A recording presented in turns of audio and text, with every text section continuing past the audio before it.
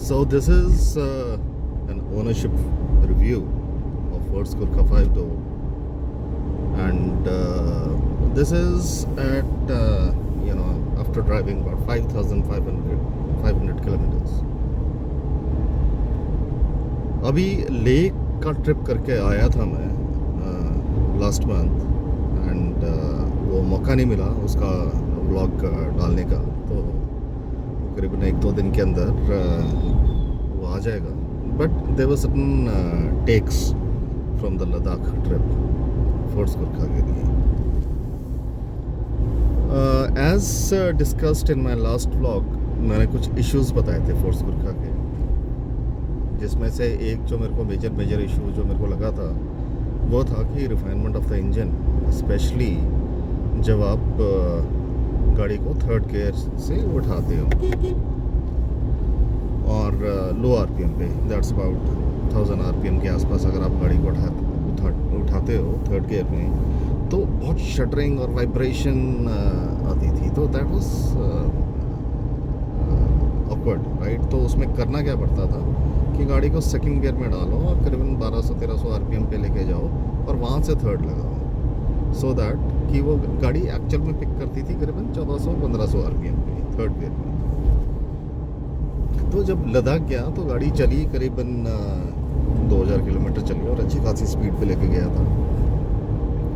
उससे क्या हुआ कि ये बहुत सारी चीज़ें ना स्मूदन आउट हो गई गाड़ी में सरप्राइजिंगली, जो कि मुझे ये फोर्स मोटर्स में या तो फोर्स मोटर्स बताता, ये एजेंसी बताती, कोई ना कोई तो बताता, but nobody told me about this कि वैसे स्मूदन आउट हो जाती है गाड़ी. They just listened and they said कि गाड़ी ऐसे ही चलती है जी. तो that was wrong on their part.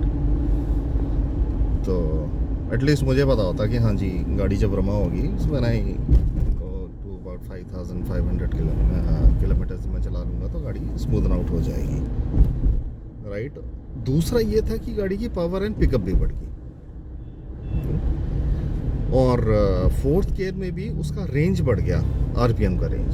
जैसे फोर्थ गियर में, जैसे पहले मैं जाता था ये पहाड़ी रास्ते पे जब जाता था तो बहुत मुझे ना गियर चेंज करने पड़ते होते थे. तो अब क्या है कि वो थर्ड और फोर्थ में बड़े आराम से पूरा रास्ता निकल जाता, जहाँ मेरे को सेकंड भी लगाने की ज़रूरत पड़ती होती थी किसी टाइम पे.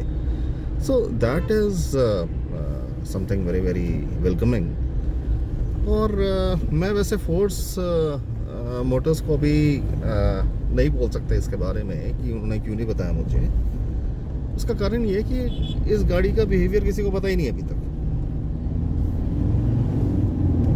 कि क्या करेगी, किस तरीके से बिहेव करेगी. तो मुझे लगता है कि 10,000 किलोमीटर्स जब ये चलेगी तो काफ़ी सारे और भी चेंजेस आएंगे. इसका फ्यूल इकोनॉमी भी बढ़ेगा और इसका पावर एंड पिकअप थोड़ा और बढ़ जाएगा और ये और स्मूदन हो जाएगी, काफ़ी स्मूथ हो जाएगी उसकी राइड. तो अगर आपको मैं बताऊं कि कितना का फ़र्क पड़ा है जो इसकी रिफाइनमेंट में, तो ऑलमोस्ट लाइक 30% इम्प्रूवमेंट.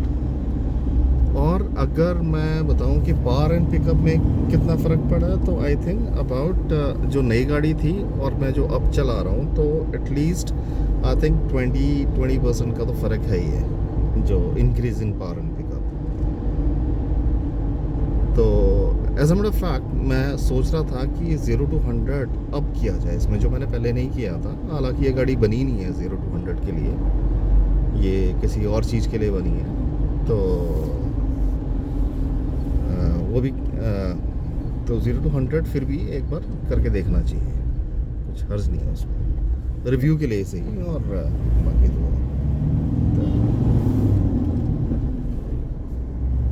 टायर्स मैंने डलवाए नए. I will show you the pictures. Radar. So the dimensions of this tyre is 265/60 R18. So guys, just wanted to show these new tires.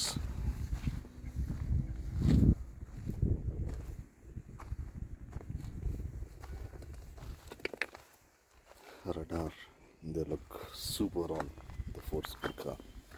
और ऑब्वियसली कैपेबल भी tyres हैं बहुत। इससे हुआ क्या कि टायर का एक तो ये जो रडार है, रडार RT लगवाएं, RT plus, it's a wonderful tyre और काफ़ी ज़्यादा अच्छे रिव्यूज़ हैं इस टायर के। अभी तो मैंने इंटरनेट पे पढ़ा, बाकी तो अभी it has been almost like 10 days अभी वो चल रहे हैं। तो करीबन 2-3 हज़ार किलोमीटर चल जाएं तो उसके बाद ही मैं आपको एग्जैक्टली बता पाऊँगा कि रडार की परफॉर्मेंस क्या है। बट अभी जो जैसे गाड़ी चलती है तो पहले इस पर C8 के टायर्स थे जो कि 80s थे, वो RT नहीं थे और सिमिलर है परफॉर्मेंस, बट ये थोड़ा सा ज़्यादा शॉक अब्जॉर्बिंग ज़्यादा हो गया है गाड़ी में। अब जो गड्ढे वड्डे और जो छोटे मोटे स्पीड ब्रेकर्स होते हैं, छोटे वाले स्पीड ब्रेकर्स होते हैं, तो वो इतने पता नहीं चलते हैं। तो प्रॉब्ली उसकी साइड वॉल बेटर है रडार की, जिसकी वजह से ये काफ़ी सारे जो शॉक्स हैं ये कम हो गए हैं। और दूसरा रडार में ये लुक्स वाइज तो they killer looks, by far the best possibly good looking tyres for any rugged vehicle, right. Thar होगी, गुरखा होगी, जिमनी के लिए तो आई डोंट नो वेदर आते कि नहीं आते हैं, तो बट अदरवाइज अटेंशन बहुत मिलती है। लोग खड़े हो के टायर की, गाड़ी की तारीफ कर करके जाते हैं, तो उस हिसाब से tyres are great, wonderful. And so I was telling about the radar tires, तो परफॉर्मेंस इज़ गुड अभी तक। वो तो कभी ऑफ रोडिंग करेंगे तो तब पता चलेगा कि, क्योंकि इट्स प्राइमरली RT है, ट्रैक्शन के लिए है, वो हाईवेज़ के लिए तो नहीं है, बट हाईवेज़ पे भी बहुत अच्छा परफॉर्म करते हैं। रोड नॉइज़ की बात करें तो गुरखा में नहीं पता चलता रोड नॉइज़ का, तो किसी और गाड़ी में हो तो प्रॉब्ली वो कहते हैं कि रोड नॉइज़ तो आएगी RT से, बट इसमें नहीं आती है। और अगर हम बात करते हैं, क्योंकि ये थोड़ा ब्रॉड हेड है 265, तो इससे कितना फ़र्क पड़ता है फ्रिक्शन में और जनरल रोलिंग में, तो कोई फ़र्क नहीं है। जैसे था वो C8 का टायर, ये बिल्कुल वैसे ही बिहेव करता है, तो there is no difference. But long run में पता चलेगा कि एग्जैक्टली ये क्यों रडार के टायर्स इतने फेमस हैं। हाँ, लुक्स तो पता चली गई है। और मैं हिमाचल में गया था तो कोशिश की थी स्किड करवाने की, तो हुआ नहीं। तो प्रॉब्ली ट्रैक्शन बहुत अमेजिंग है। So let's come back to the Force Gurkha. तो हाँ, ये जो टायर मैंने लगवाए थे रडार के, इट इज़ 200 एंड अरे ये ट्रक 265 60 R18। तो इससे क्या हुआ कि जो ग्राउंड क्लियरेंस है वो थोड़ी सी कम की है मैंने ये टायर डाल के। उसका कारण ये था कि गाड़ी ना ये ऊंची इतनी है कि इसकी छत भी टकराती है कई जगह पे।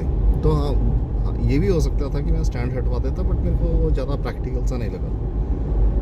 और दूसरा, मैं जब ले जाके आया तो वैसे तो कोई ख़ास चैलेंज था नहीं ले में, बट इसकी ground clearance more than ample थी। तो अभी भी इसकी ग्राउंड क्लियरेंस करीबन 228 के आसपास, 27 to 228, ये भी अच्छी खासी ग्राउंड क्लियरेंस होती है। तो उस पर मैंने थोड़ा सा कॉम्प्रोमाइज़ कर लिया।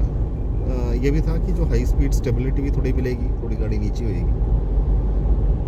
सो I have taken this step. हालांकि लोग तो बोलते हैं कि उठा लो गाड़ी और लिफ्ट किट लगा लो, तो इतनी जो उठी हुई गाड़ी को और आप क्या उठाओगे, है ना। 233 तो बहुत ज़बरदस्त ग्राउंड क्लियरेंस होती है, इतनी रिक्वायर्ड नहीं है आजकल के रोड्स पे, अनलेस एंड अनटिल आपने बहुत ही ज़्यादा रगड़ कोई ऑफ रोडिंग करनी है, पत्थरों पे चढ़ना है, कहीं चढ़ना, वो मैंने कोई चढ़ना नहीं है। माई ऑब्जेक्टिव है कि जैसे मैं ले गया था, तो ले में कोई भी अगर मुझे लगता कि ऑब्स्टिकल है या ऐसा कुछ, बर्फ़ पड़ गई है या मलबा आ गया, तो उसके लिए थी गाड़ी और कॉन्फिडेंस था कि निकल जाते।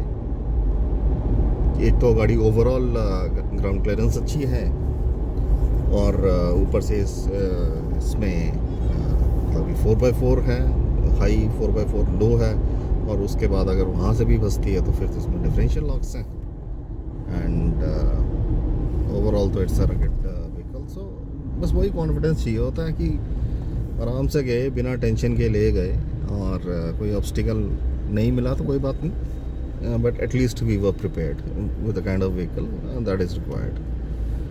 अगर ऐसा कुछ हो जाता, कि बर्फ़बारी होती है, कुछ भी होती है, तो वो ले का वीडियो अभी मैं 2-4 दिन में डाल दूंगा उसको। बट मीनवाइल जो ये गुरखा के बारे में जो एक अपडेट होती है, करीबन मैं 2000 किलोमीटर चलाने के बाद डाल ही देता हूँ। हाँ, तो आई वाज टॉकिंग अबाउट कि फोर्स मोटर्स ना कुछ एडिशन करता ही रहता है,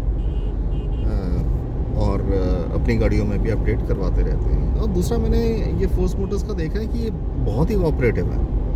अगर आप एजेंसी की बात करो या अगर आप एक्चुअल फोर्स मोटर्स के किसी भी एम्प्लॉय से बात करोगे, एस्केलेट करोगे, कुछ भी करोगे, तो वो बहुत ही ज़्यादा उस चीज़ को सीरियसली लेते हैं और बहुत ज़्यादा कोऑपरेट करने की कोशिश करते हैं। मतलब कि पूरा force Motors, you put one escalation email and सब लोग मतलब कि उसमें वो एकदम कॉपी कर देते हैं, एकदम रिवर्ट कर देते हैं और प्रॉब्लम को अंडरस्टैंड करने की कोशिश करते हैं।